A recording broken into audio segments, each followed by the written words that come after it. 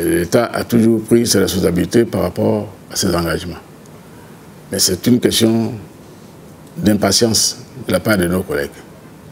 Sinon, les heures complémentaires sont payées depuis, et tout le temps, et jusqu'à épuisement. Voilà.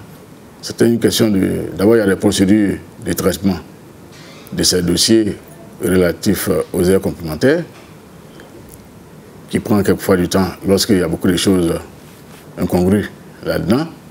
Maintenant, au niveau du paiement, c'est la trésorerie. Dès que l'argent est disponible, on paye. Et puis, ça encore, je voudrais le souligner, mais ce ne sont pas des salaires. Ce sont des accessoires des salaires. Il n'y a pas un délai pour les payer. On paye quand la trésorerie est disponible. On pourrait comprendre qu'ils bon, fassent grève parce que les salaires ne sont pas payés depuis. Mais non, ce n'est pas ça. Il ne s'agit pas de ça du tout. C'est pour ça que je parle de patience.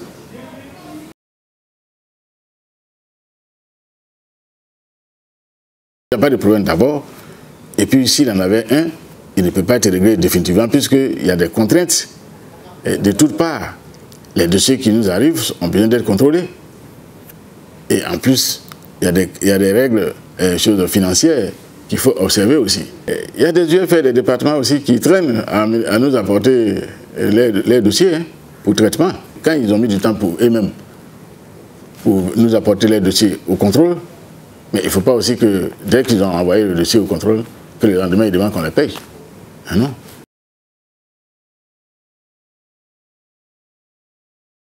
Dans l'éducation en général, un jour d'arrêt de travail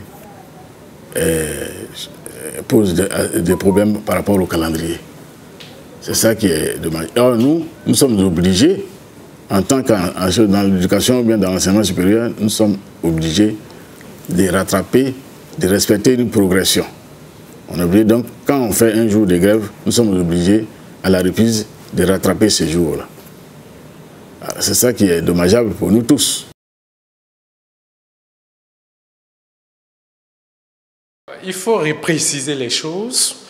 Nous n'avons jamais décrété une grève illimitée. Nous disons simplement que nous rentrions en grève à partir du mardi 12 suite à un préavis qui est expiré après 11 jours au lieu de 6 jours francs. Ce sursis était de nature à promouvoir toujours le dialogue. Rien n'est fait. Alors nous avons arrêté à partir du 12 pour tout simplement revendiquer les heures complémentaires que l'État nous doit pour le compte de 2015-2016. Ceci dit, nous n'avons jamais dit à qui que ce soit que nous rentrions en grève illimitée. Le mot illimité juridiquement n'est pas approprié ici. Mais nous disons tout simplement, dès que l'État paye le matin, le soir, nous reprenons les cours. C'est ce que nous avons dit.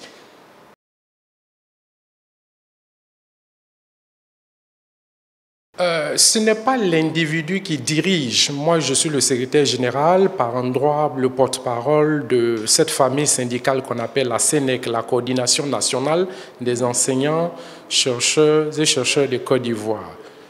Notre système est le suivant. Nous faisons une AG et l'AG dit d'aller en grève, de la lever ou de la suspendre, ou de ne pas aller en grève. C'est comme ça que nous fonctionnons. Quand les autorités nous demandent chaque fois « Pourquoi vous ne répondez pas, oui ou non ?» Nous leur disons tout simplement que chez nous, nous portons la parole. C'est en cela qu'au lieu de secrétaire général, les gens préfèrent m'appeler porte-parole. Donc je porte la parole, ce n'est pas à moi ce matin de vous dire que la grève sera levée aujourd'hui, demain ou après-demain. Je ne peux pas aussi vous dire que la grève continue ou continuera demain ou après-demain. Mais simplement, nous avons une AG aujourd'hui à 14 heures qui va déterminer l'issue de ce que vous voyez.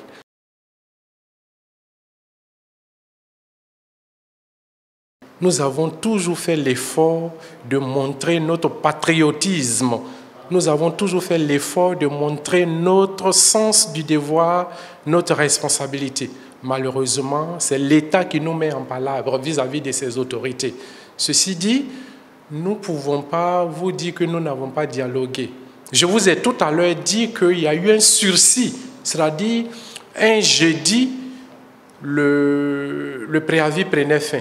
J'ai demandé, contre toute attente, contrairement au fonctionnement habituel de notre mouvement, j'ai demandé à mes amis de façon solitaire, et cela peut-être pour la première fois, qu'on aille encore à 3-4 jours. C'est ce qui nous a donné 11 jours au lieu de 6 jours francs.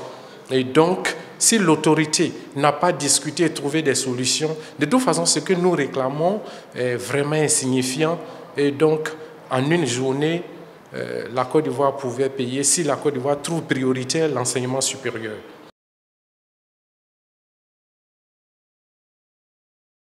Il faut d'abord savoir que l'État de Côte d'Ivoire alloue un budget pour tous ces paramètres-là, heures complémentaires, primes de recherche et autres. Quand on nomme un responsable, qu'on le met à la tête d'une institution, c'est pour l'aider à gérer moins de crises. L'État ne peut pas nommer quelqu'un, soit un ministre, soit un président d'université, et ne pas pouvoir lui donner les moyens de sa politique. Parce que l'argent que nous revendiquons aujourd'hui n'est pas hors budget, c'est dans le budget. D'où vient-il que l'État attend chaque fois que nous rentrions en grève avant de s'exécuter, de s'acquitter de son devoir? Voilà la problématique aussi qu'on devrait poser à vous les journalistes, à tous les Ivoiriens. Pourquoi c'est toujours à l'université qu'on essaie de,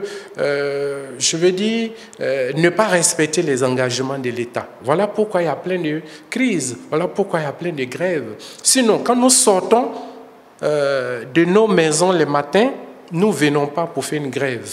Mais c'est les conditions de vie et de travail qui nous conduisent à des conditions que vous voyez, à des situations que nous n'aurions pas voulu.